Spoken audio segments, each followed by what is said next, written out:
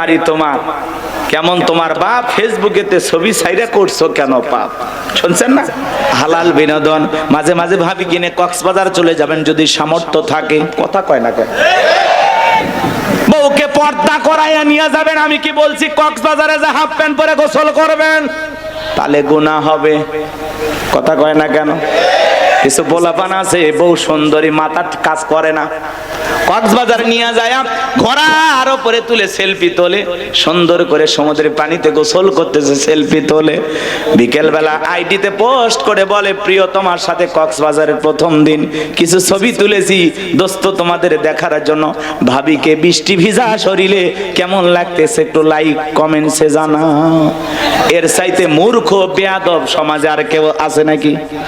যে নিজের বইয়ের ছবি ফেসবুক আইডিতে ছাড়ে, এর রুচিতে সমস্যা। কথা বলেন। এই বউ হলো পার্সোনাল জিনিস, একান্তই আমার, এটা পাবলিসিটি করার জিনিস না। কথা বলেন না কেন? এমনিতেই মেয়ে মানুষ নিয়ে জ্বালায় আছি আমরা, তার উপর আবার বইয়ের ছবি ফেসবুকে ছাড়ে। কত পাগল আছে না? নাই হুজুরে এখন একটা গান বানাইছে, শোনোনি? কথা কয় না কে? শুনছেন? কোন গ্রামে বাড়ি তোমার, কেমন তোমার বাপ, ফেসবুকেতে ছবি ছাইরা করছো কেন পাপ। শুনছেন না? যাই সময় নাই, অনেক লম্বা হবে, কষ্ট হচ্ছে আপনাদের, বিরক্ত হয়েছেন আমার কথা?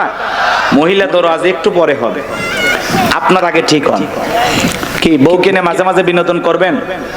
পিকনিক স্পট গুলো যেখানে ভদ্র লোকেরা যায় সেখানে যাবেন, মাঝে মাঝে বউ কিনে একটু ঘোরাফেরা করবেন, নিজে বউর একটু সময় দেবেন, না হলে অন্য আর একজনের সাথে ঘোরাঘুরি করবে, আপনি টেরই পাবেন না। এরকম মহিলা আছে না নাই? আর একবার যদি বউ বাঁকা পথে চলে, ওই বউকে সোজা করা কঠিন। নষ্ট গাড়ি ঠিক করা যায়, কিন্তু নষ্ট নারীকে ঠিক করা যায় না। একবার যদি একটা নারীর চরিত্র নষ্ট হয়ে যায়, ওই নারী একটা পতিতার চাইতেও নিকৃষ্ট হয়ে যায়। এই জন্য বাজান, কথাগুলো বাস্তব। নষ্ট গাড়ি ঠিক করা যায়, কিন্তু নষ্ট নারীকে ঠিক করা যায় না। নারী এমন একটা জিনিস, নারী বুঝতে পারলে নিয়ামত, না বুঝতে পারলে কিয়ামত।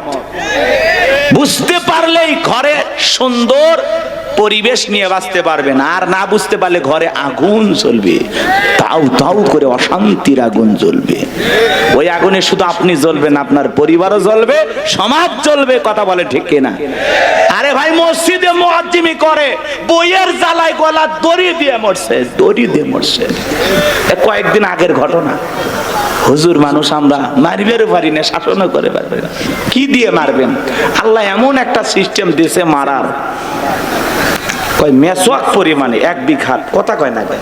আচ্ছা, এটাতে মারা যায় 8 ইঞ্চি দিয়ে। কথা কয় না কেন? এটার পান্টি হলো, অনেকে কয় হুজুর প্লাস দিয়ে মারবো, মানে প্লাস দিয়ে ওই পান্টি ধরবি না, হাত দিয়ে ধরা লাগবে। আর কার বউ যদি মমতাজের মতো মোটা হয়, আর ওই পান্টি যদি পিঠে বার যায়, বউ কবে আমার কাতুকুতু লাগিচ্ছে। কথা কন ঠিক কিনা? ইসলাম এমন একটা সুন্দর সিস্টেম আল্লাহ তাআলা আমাদেরকে দিয়েছেন। ইসলাম এত সুন্দর একটি ধর্ম, আসলে বউ মারার পক্ষে আল্লাহও নাই। কথা কয় না কেন? আল্লাহ বলতেছে বউ ভালোবাসার জিনিস, মারবে কে? আর তুমি যদি সকালে বউরে পিটাও, রাতের বেলা কই ঘুমাবা? ওই বউয়ের কাছে যেতে তোমার লজ্জা করবে না? কথা কয় না কে? আর পাগল, কিছু পাগল আছে না, বউরে এমন পিটান কয় যতক্ষণ না আব্বা ডাকছিস ততক্ষণ ছাড়বো না। মানুষ কয় বউরে এত মারিস কেন? কয় মারবো না, এই বেহা নারীর বাবার কাছে আমি 1.5 লাখ টাকা পাই, মাত্র 1 লাখ টাকা দিয়েছে, এখন আমি 50,000 টাকা পাই। ও মনে হয় শ্বশুর বাড়ি থেকে হালখাতার টাকা পাই। এরকম যৌতুক লোভী কিছু আছে না? না, যারা যৌতুকের জন্য বউকে পিটায়, এরা হলো ছোট লোক। কথা বলেন। এরা সমাজের জঘন্য লোক। কথা বলেন। এই পুরুষ না টাকা ইনকাম কর, যা ইনকাম কর, শ্বশুরের টাকা লোভ কেন? কাঁচা পায়খানা খাওয়া যেমন হারাম, কন্যা পক্ষের কাছ থেকে জোর করে যৌতুক দাবি করা তেমনি হারাম। তো যৌতুকের টাকা না খায় ওটা 2 কেজি খা। হে যুবক, একটা মেয়ে যদি রং নাম্বারে মিস কল দেয়, তুমি পাগল হয়ে যাও। 17টা সিম কার্ড পরিবর্তন করে হলো মেয়েটাকে কল দাও। মেয়েটাকে বলে ভাই রং নাম্বারে ভুল করে কল দিয়েছি। বলে না, তুই কেন নিভানো আগুন জ্বালাইলি, এখন ভালোবাসা দিবি কিনা বল।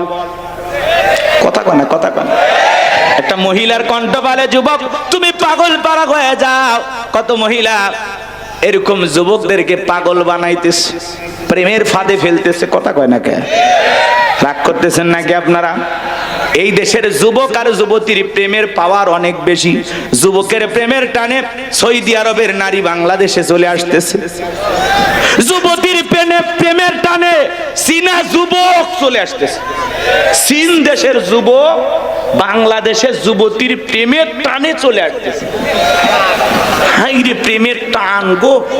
এই দেশের মানুষ এরা জীবনে বিশ্বকাপ আনতে পারেনি, কিন্তু তাম পৃথিবীতে যদি একটা প্রেমের প্রতিযোগিতা হয়, আমার বিশ্বাস আমরা এই দিক দিয়ে বিশ্ব চ্যাম্পিয়ন হব।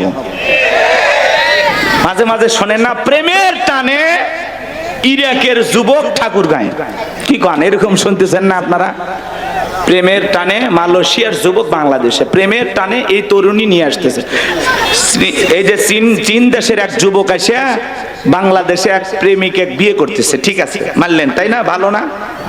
মানছেন, ঠিক আছে, একটা গরিব মেয়ের উপকার হইলো। কিন্তু আপনারা কি জানেন, এই যে বিভিন্ন দেশ থেকে যারা এই দেশের ভোলা ভালা সহজ সরল অর্থলোভী স্বার্থলোভী নারী বোকা, এরা বুঝতেছেন, এরা মনে করতেছে সত্যি প্রেমের টানে আসতেছে। আসলে না, অধিকাংশ ভিনদেশী যুবকেরা মানব পাচারের সাথে যুক্ত। ওই দেশে নিয়ে যায় বৃদ্ধ মানুষের কাছে এই দেশের তরুণীকে চড়া মূল্যে বিক্রি করে দিচ্ছে। এ কথা কয় না, কথা কয় না।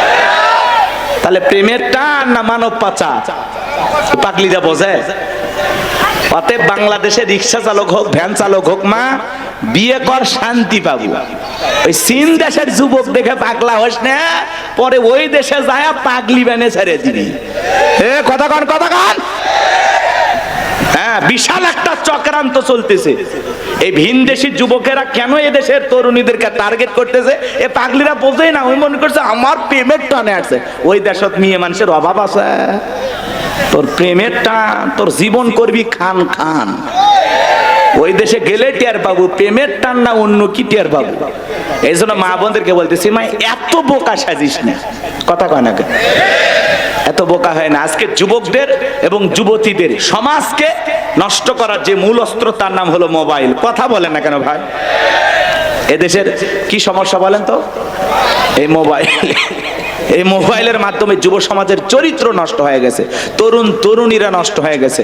মোবাইলের ওজন কম, কিন্তু মোবাইলের মাধ্যমে পাপের ওজনটা অনেক বেশি। কথা বলেন। ঘরে বসে বসে একা একা দরজা জানালা লাগাই দেয়, কম্বল ল্যাপের ভিতরে ঢুকে সেই ভিডিও আছে না নাই? দেশে মোবাইল আইছে, চিঠি বন্ধ হইয়াছে, দিওয়ানা বানাইছে, পোলা মাইয়ার মনের কথা ভাসে বাতাসে। ও দেখো পোলা পানের মন বাদা ফেসবুকে এখন, মোবাইলে চ্যাটিং কইরা কাটায় সারাক্ষণ। এই মোবাইল পাইয়া দেখো মদনের মাইয়া, এই মোবাইল পাইয়া দেখো রমজানের মাইয়া কি কাণ্ড ঘটাইছে। স্বামী সংসার রাইখা নাকি পালাইয়া গেছে, স্বামী সন্তান রাইখা নাকি পলাইয়া গেছে। 2 বাচ্চার মা, 4 বাচ্চার মা পরকীয়া প্রেম করে আরেকটা ছেলের হাত ধরে পালিয়ে যায়। যে নারী স্বামী রেখে সন্তান রেখে আরেকটা পর পুরুষের হাত ধরে পালিয়ে যেতে পারে, ওটা নারী জাতির কলঙ্ক, ছলনাময়ী বিশ্বাসঘাতক নারী।